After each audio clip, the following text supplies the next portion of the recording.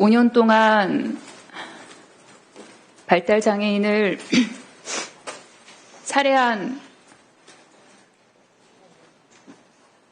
부모의 숫자, 그리고 본인도 삶을 등진 숫자가 언론 보도된 것만 해도 30여 건이 넘었었습니다. 저희 가족이 일반적인 상황은 아닙니다. 왜냐하면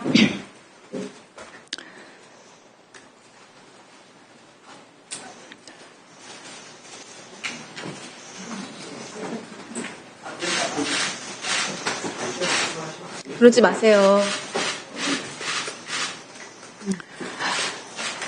다른 사람들에 비해서 세상을 천천히 살아가는 아이가 있습니다. 이처럼 딸에 대한 깊은 사랑, 내면적인 이런 고백을 하기가 쉽지 않은데 그런 특별한 이유가 있나요? 그런 표현을 하신 게?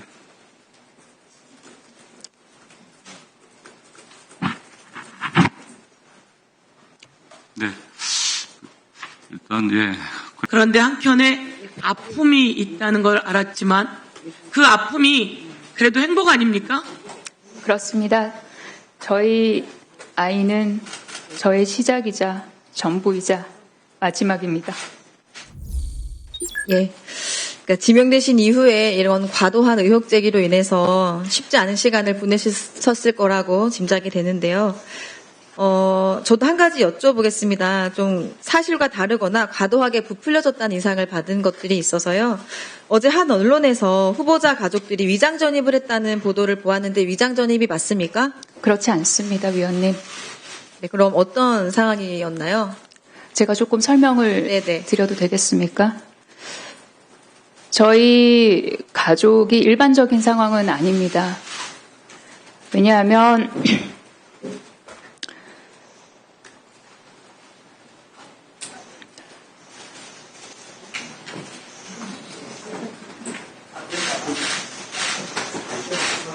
그러지 마세요. 다른 사람들에 비해서 세상을 천천히 살아가는 아이가 있습니다.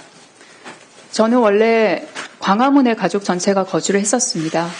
그런데 21대 총선 이후로 저희 지역구인 강서갑으로 이사를 하게 됐습니다.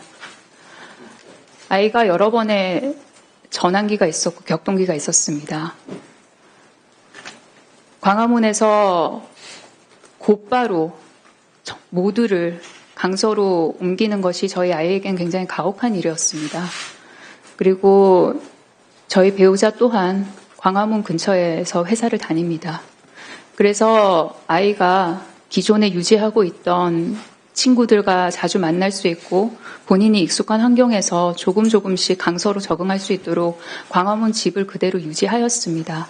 그래서 저희 아이 같은 경우에는 일주일에 며칠간은 광화문에 있고 그리고 며칠간은 강서로 있습니다. 그리고 아이가 왔다 갔다 할 때는 배우자도 마찬가지이고 그리고 아이가 혼자 있을 수 없기 때문에 저희 어머니도 마찬가지십니다. 주 거주지는 강서로 주소를 두었고요. 그리고 실거주는 왔다 갔다 하면서 하고 있습니다. 다만 저는 광화문에 거의 가지 않습니다. 그래서 주소를 적어내는 과정에서 실거주 그리고 주민등록상의 주소지 그 두 가지가 다르게 나감으로써 그런 오해가 있었다고 생각을 합니다. 예, 그 발달장애 자녀분 돌보면서 처해졌던 상황 때문에 벌어진 오해 같습니다. 저도 일하면서 제가 세 아이 엄마인데요. 저도 일하면서 가장 힘든 부분이 이렇게 아이들에게 엄마로서 내가 충분한 역할을 해주지 못하고 있다. 이런 생각이 들 때 정말 너무 힘들더라고요. 후보자께서도 이 자리에 계신 누구보다도 가족이나 자녀에 대한 미안함과 애틋함 또 고마움이 남다를 수밖에 없는 상황이라고 생각이 듭니다. 그러니까 대표적으로 22년에 후보자님께서 여야 의원 전원에게 직접 손편지를 보내서 발달장애 참사 대책 마련 특위 출범을 요구하는 결의안 참여를 요청하셨죠? 네, 그렇겠습니다. 예, 이때 무려 178명의 여야 의원께서 참여한 이 결의안은 21대 국회에서 가장 많은 의원님이 발의해서 참여한 원안 그대로 본회의를 통과한 유일한 사례로 알고 있습니다. 결의안이 어떤 내용이었고 또 후보자께 어떤 의미였는지 직접 말씀해 주시기 바랍니다. 당시 제가 이 발달장애인 참사 대책 결의안을 발의했을 때가 22년도였습니다. 발의 시점쯤 해서 5년 동안 발달장애인을 살해한 부모의 숫자, 그리고 본인도 삶을 등진 숫자가 언론 보도된 것만 해도 30여 건이 넘었었습니다. 발달장애인을 돌보는 것이 어렵고 힘들겠다라고 짐작되는 것보다 더 거칠고 아픕니다. 관련해서 이 돌봄은 국가가 책임을 져야 하고, 그리고 국가가 책임을 지려면 그들이 어떻게 살아가는지 알아야 합니다. 어떻게 살아가는지 아는 방법이 실태조사이고, 그래서 돌봄 국가 책임제 그리고 실태조사 등을 담은 결의안이었습니다. 당시 여야 위원님들께 손편지를 한 장 한 장 써드렸고, 그리고 그 결과로 마음을 모아주셔서 198명이라는 공동발의 숫자를 얻어낼 수 있었고, 그리고 수정하지 않고 원안 그대로 채택되는 성과도 있었습니다. 앞으로 더 잘 살피고 그리고 관련된 일들을 면밀하게 하도록 하겠습니다. 대한민국이 이대로 가단 대한민국이 소멸될 위기입니다. 인구 관련한 내용이 다시 또 필요하지만 대한민국에 아이를 낳으면 가족이 행복하고, 그리고 그 아이의 출생이 행복하고, 그리고 또 육아가 행복한 세상을 만들었으면 좋겠습니다. 그렇게 국가가 함께할 수 있게 해주십시오. 네, 위원님께 많이 여쭙고 많이 상의 드리면서 저의 최선을 다하도록 하겠습니다. 근데 이번에 좀 알게 되었어요. 아이가 아프다고 들었습니다. 그렇습니다. 저는 국회의원이 되고 처음으로 발달장애라고 하는 가족들을 만났어요. 그런데 제가 그전부터 듣긴 들었지만 그 발달장애 가족의 어머니들은 아이가 떠난 바로 다음 날 떠나고 싶다, 이런 이야기를 했습니다. 근데 워낙 밝고 또 일을 열심히 하고, 그런데 한켠에 아픔이 있다는 걸 알았지만 그 아픔이 그래도 행복 아닙니까? 그렇습니다. 저희 아이는 저의 시작이자 전부이자 마지막입니다. 얼마나 힘들겠어요. 그런데 그래서 또 생활하기도 좀 힘들고 그랬을 겁니다. 사실 아이의 엄마, 여성들은 힘이 듭니다. 아이를 낳는 것도 그리고 키우는 것도. 그래서 그동안은 또 한 명의 여성, 저도 그랬고 저희 어머니가 아이들을 키워주셨죠. 또 한 명의 여성이 같이 희생을 해야. 그런데 그렇게 하면서도 행복하더라고요. 그렇죠? 좀 힘들지만 행복해요. 내 아이 때문에 내 아이가 힘에 겹지만 그래도 행복한. 그래서 아까 우리 백승아 의원이 질의했지만 국회의원 모두가 함께 그 발달장애 아이들을 책임지자라고 하는 법안을 만들었고 그 법안을 통과시켰습니다. 그렇죠? 네, 그랬습니다. 잘하셨습니다. 더더욱 사람에 대한 애정을 갖고 있을 거라고 생각합니다. 아이에 대한 애정도 갖고 있고 여성에 대한 애정도 갖고 있고. 아니, 대한민국에 여성만 있지 않잖아요. 남성도 절반, 여성도 절반.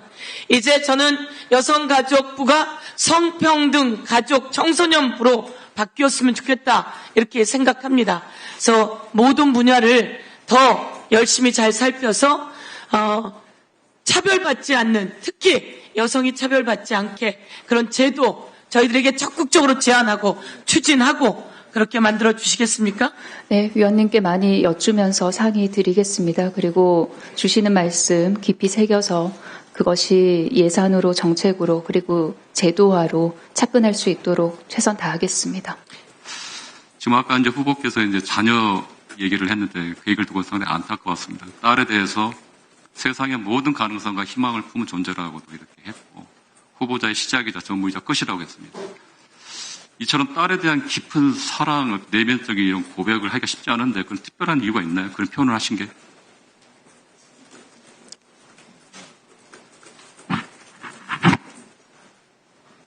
네. 일단, 예, 그렇게, 그러고요. 저희 지역에도 보면 이제 발달장애를 포함해서 장애인분들이 많이 있는데요. 또 그분들의 부모님을 만나볼 기회가 많습니다. 그분들 같은 경우는 태어나는 그 순간부터 양육의 모든 과정에서 그리고 사회, 국가, 권력, 편견과 싸우고요. 심지어 자기 자신과도 싸우게 됩니다. 그래서 이제 그분들 만나면 저는 강인한 투사의 면모를 느낍니다. 후보께서 이제 2006년도에 3살 박이 발달장애 딸을 데리고 미국 유학을 갔습니다. 그리고 당시 그 결정을 내리는데 많은 고민이 있었을 겁니다. 또 그 선택에는 단순한 학업이나 커리어가 아니었고요. 제가 보기에는 편견이 아닌 다양성을 존중받는 사회를 만들고 아이가 안전하고 행복한 사회를 만들고자 하는 염원이었던 것 같습니다. 저는 그때부터 후보께서 정치의 길을 시작한 거 아닌가라는 생각이 듭니다. 정치란 결국 사랑하고 아끼는 사람의 삶을 지키기 위해 세상을 바꾸겠다는 다짐에서 시작한다고 생각합니다. 그 청문 요청서에 보니까 후보자에 대해서 설명했습니다.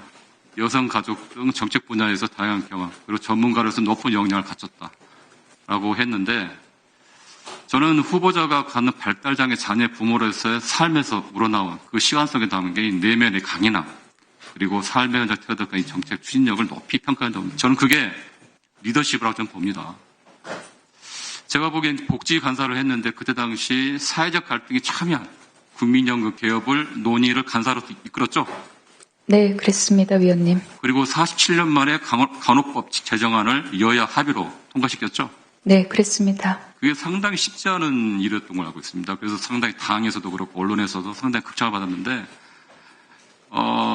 저는 이게 향후에 장애인 그리고 청년, 가족, 여성, 사회적 약자들의 권리를 위해서 제도 개선을 위해서 또 후보께서 여러 가지로 대한민국 국회 의정대상 4번 받고 또 당에서 대변인 하면서 윤석열 검찰 독재 정권의 폭정에 맞서 단호하게 국민의 목소리를 대변을 했습니다.